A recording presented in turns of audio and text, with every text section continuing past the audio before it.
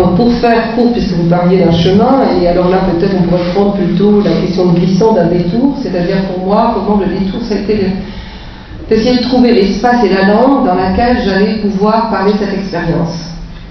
Et je ne la trouve pas à la Réunion, parce que je trouve que c'est beaucoup trop colonisé par la France, donc je vais en Algérie, j'apprends l'arabe, je me dis bon, et puis finalement l'Algérie c'est impossible pour les femmes, déjà dans la fin des années 70, donc je viens en France. Et puis là en France, finalement, donc l'université, non, ça ne me dit pas grand-chose. Donc en fait, je restais dans des mouvements féministes et dans des mouvements aussi de travailleurs immigrés. Et puis le mouvement féministe se déchire en France, tout ça n'est pas, tout ça finit un petit peu comme ça dans les années 80. Et je vais aux États-Unis, et c'est aux États-Unis que je reprends des études et je trouve la langue dans laquelle je vais pouvoir parler de mon expérience, et ça a été l'anglais. Et en fait, j'ai commencé à écrire énormément en anglais. C'est très récemment que je me mets à écrire en français. Et l'anglais a été la langue dans laquelle j'ai pu commencer à parler de mon expérience, de cette expérience. Donc la question de trouver, si vous voulez, la méthode, c'est aussi de trouver la langue, je pense, le vocabulaire. Le vocabulaire n'étant pas simplement le vocabulaire théorique, mais le vocabulaire narratif, on pourrait dire, celui dans lequel on va trouver des mots qui vont pouvoir dire justement cette expérience. Et pour moi, l'expérience coloniale et postcoloniale, elle a pu se dire d'abord en anglais. C'est comme si elle ne pouvait pas se dire en français. Je ne pouvais pas le dire en français. Donc elle s'est dite en anglais. Et puis depuis, je suis revenue en Europe et puis j'ai trouvé donc du travail en Angleterre. Alors là, pour des questions qui peuvent être un peu en relation un peu avec ce que disait Van, la difficulté en France de travailler, de proposer. Moi, ma formation universitaire est en sciences politiques, en philosophie politique, donc pas du tout rien à voir avec l'art ou d'autres choses, mais ça avec effectivement une approche à partir des post-colonial theory et des cultural studies. Et en France, je ne pouvais pas trouver du tout de travail. J'avais un diplôme américain, j'avais un diplôme US de Berkeley, et en France, on m'a dit, mais non, ce n'est pas du tout possible. Et moi, qui pensais que j'étais citoyenne française, que bon, ben voilà, j'avais travaillé sur le colonial français, le post-colonial, il n'y avait pas de problème. Je me suis retrouvée en Angleterre. Bon, tant mieux, j'ai du boulot, mais alors, du coup, ça m'a quand même commencé à me faire penser à pourquoi il y avait tant de difficultés. Qu'est-ce qui posait difficulté en France à cela, puisque quand même je suis revenue en 96 en Europe. Et depuis, je n'ai pas trouvé vraiment l'espace d'une conversation. Donc je continue à publier en anglais. Et en même temps, le paradoxe, c'est que une grande part du corpus théorique des post-colonial studies comme des cultural studies est ce qu'on appelle la théorie française, c'est-à-dire ça vient des théoriciens français. Et Foucault est extrêmement important. Et d'ailleurs, je pense que Foucault est extrêmement important pour toute analyse d'ailleurs du monde colonial et post-colonial. Mais il y a eu aussi, même pour des gens comme Achille Mbembe, qui est un francophone, ou même pour des gens comme Stuart Hall, ou Judith Butler, ou Saskia Sarsken, enfin je cite des noms comme ça, c'est des gens qui ont énormément lu les théoriciens français. Donc que ce soit tout ce qu'on appelle le structuralisme, et ce qu'on appelle le post-structuralisme, ou qu'on appelle le post-moderne. Et puis finalement, on peut passer non seulement Foucault, Derrida, Deleuze, la psychanalyse, l'importance de la psychanalyse pour ces théoriciens. Et d'une psychanalyse freudienne et lacanienne, pas du tout justement la psychanalyse des États-Unis. L'importance du féminisme. Moi, quand je suis arrivée aux États-Unis, c'était dans les années 80, j'entendais parler tout le temps. Oh, French Feminist, ouais. Je me disais, qu'est-ce que c'est? Alors, c'était Kristeva, Irigaray et qui est la troisième?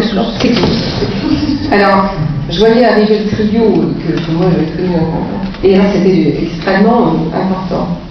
Donc, le paradoxe, c'est le rôle que jouent les théoriciens, disons, français, de toute une tradition, bon, d'après-guerre, c'est vraiment, et c'est post-Sartre, c'est très post-Sartre, c'est post-Sartre, mais enfin bon, à partir donc Foucault-Deleuze, en ce moment, tout le monde est deleuzien, et donc ce paradoxe, c'est en même temps l'impossibilité je sais pas, à trouver un sol, un terrain en France pour entrer en discussion. Je pourrais peut-être suggérer quelques hypothèses pourquoi moi je pense que ça ne marche pas vraiment en France. Et donc le post-colonial, ce qu'il faut comprendre, si tu me demandais ça, c'est que c'est ce qui a été très, très souligné constamment, parce qu'une des attaques des critiques contre le post-colonial, c'est de dire ça périodise. comme si justement il n'y avait plus de colonial. Or, ce que Stuart Hall explique très très bien, c'est que le post-colonial, la méthode du post-colonial, c'est de revoir, de relire ce qu'il reste justement du colonial dans le post-colonial à ce moment, mais qui est retraduit, qui est révisé, qui est retransformé sous de nouvelles formes, et ce qui est aussi nouveau. Et donc de passer dans une circulation. Et pour Homi Bhabha, dans son article The Postcolonial and the Postmodern, Declaration of Agency, ce qu'il explique très bien, c'est que la critique postcoloniale, ce qu'elle analyse, c'est les formes inégales de la représentation culturelle qui sont à l'œuvre dans la lutte pour l'autorité sociale et politique dans le nouvel ordre mondial. Et cette critique, elle va se distinguer de la critique sociologique du sous-développement ou de la théorie de la dépendance, qui ont été extrêmement importantes les années 70, 70 et 80, qui sont toujours là d'ailleurs.